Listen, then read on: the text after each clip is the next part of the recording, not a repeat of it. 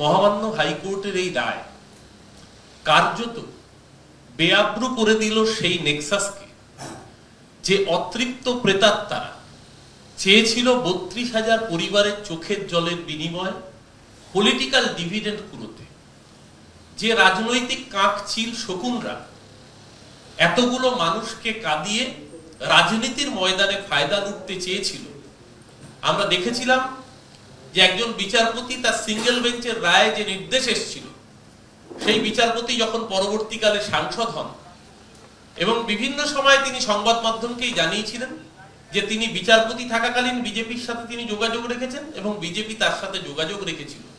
আজকে তার রায় যে পক্ষপাতদুষ্ট ছিল শুধু তাই না, বিজেপিকে পলিটিক্যালি ডিভিডেন্ড পাইয়ে দেওয়ার জন্য সেই রায় ছিল বাংলার হাজার হাজার ছাত্রছাত্রী, শিক্ষক শিক্ষিকা চোখের জলের বিনিময়। আজকে সেই রাজনৈতিক অতৃপ্ত প্রেতাত্মাদের আজকে কাঁদবার দিন। আর যে ৩২,০০০ প্রাইমারি শিক্ষক শিক্ষিকাকে চোখের জলে ফেলবার জন্য তারা পরিকল্পনা করেছিলেন, আজকে মহামান্য আদালতের রায় মাননীয় মুখ্যমন্ত্রীও বলেছেন যে আমরা আদালতের উপর ভরসা রাখি, আমরা আদালতকে সম্মান করি, বিচার ব্যবস্থাকে সম্মান করি।